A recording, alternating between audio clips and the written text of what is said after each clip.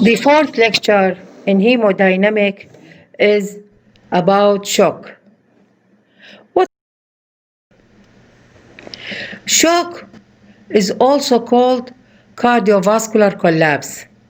It is defined as systemic hypoperfusion caused by reduction either in the cardiac output or in the effective circulating blood volume.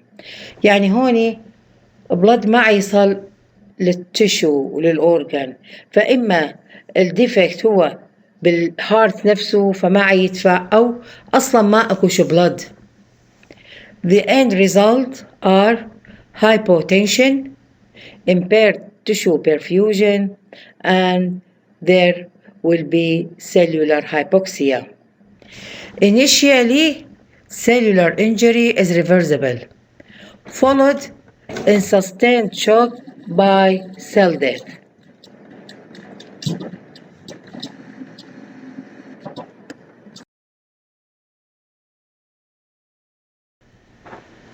Shock is categorized into cardiogenic shock, hypovolemic shock, septic shock, neurogenic shock, and anaphylactic shock.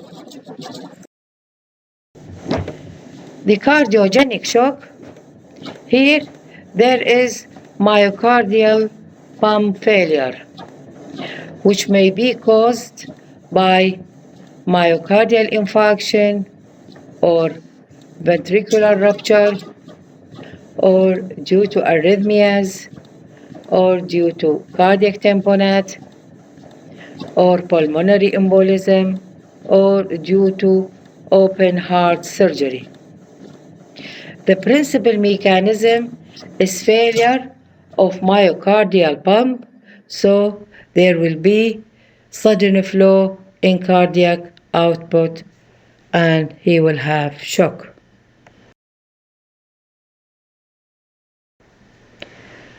The hypovolemic shock is a result from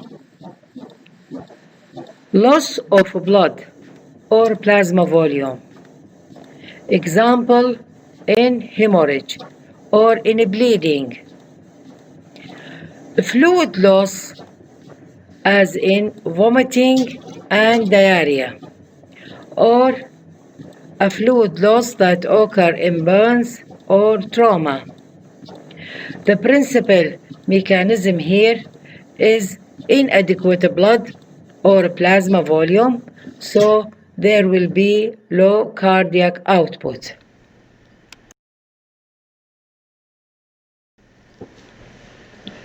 Septic shock, it is caused by systemic microbial infection or systemic infection. Usually it is endotoxic shock due to infection by gram-negative bacteria or gram-negative septicemia. It can occur after gram-positive bacteria septicemia or even after fungal sepsis. The toxin produced by these bacteria causes arteriolar vasodilation, so there will be pooling of the blood in the circulation, so there will be low cardiac output and the patient here is usually warm.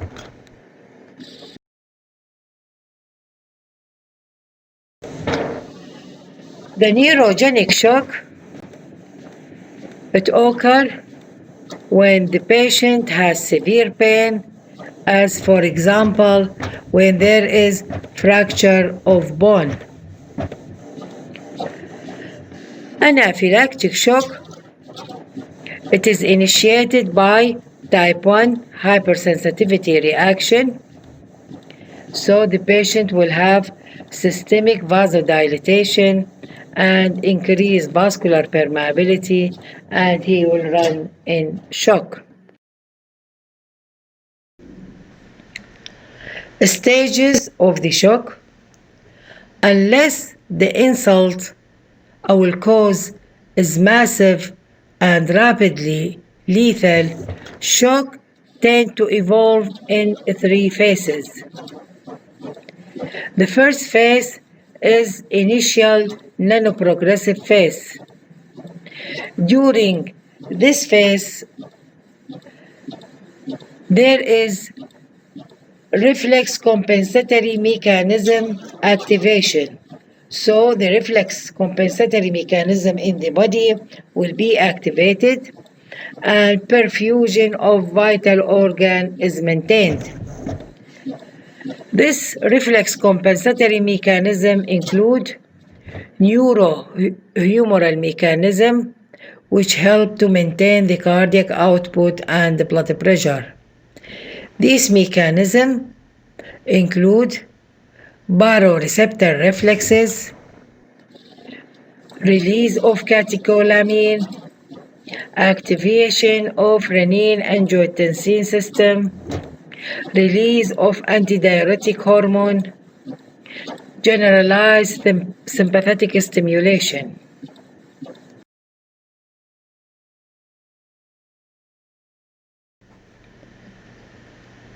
The net effect of these reflexes is tachycardia and renal conservation of fluid. يعني المريض ما راح يصير عنده urination to preserve more fluid in the body.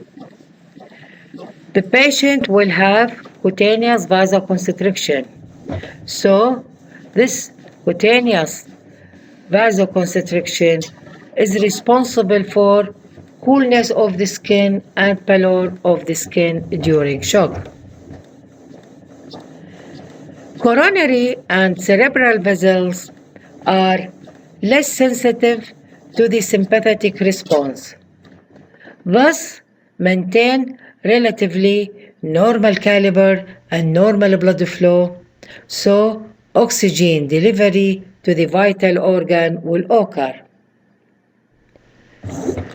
In septic shock, there is vasodilatation in the skin, so the skin will feel warm and flushed.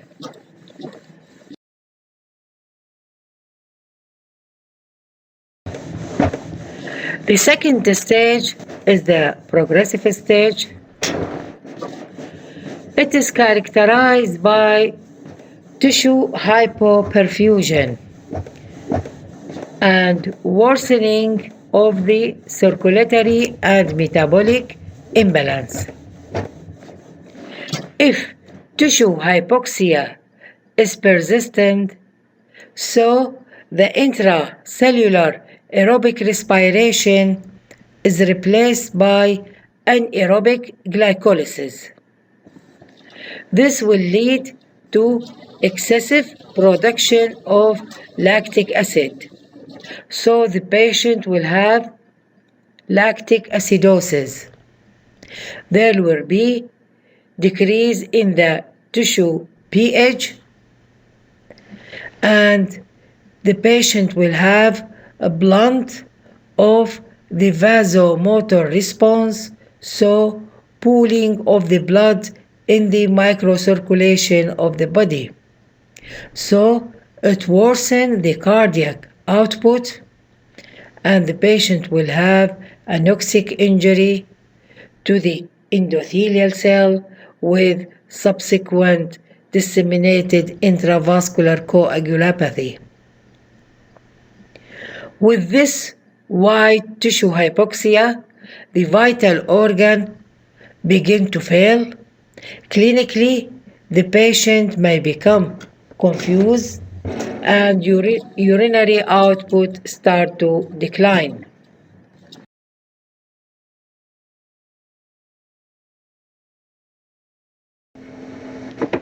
The third stage is the irreversible stage. Here, cellular and tissue injury is so severe that even if the hemodynamic defects are corrected, so survival is not possible.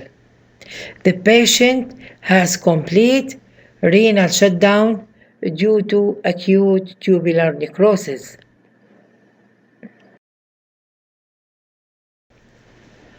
Morphology. The changes are those of hypoxic injury. Most particularly involved organs are first, brain, then heart, lung, kidneys, adrenal, and GIT. Clinical features. It depends on the precipitating factor.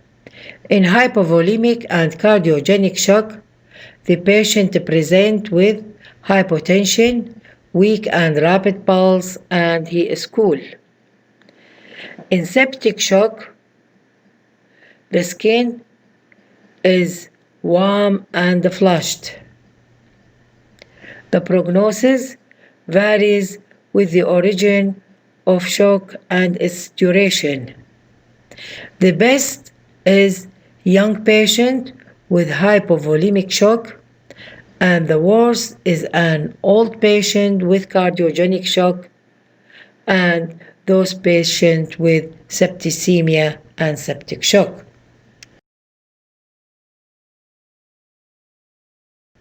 شكراً.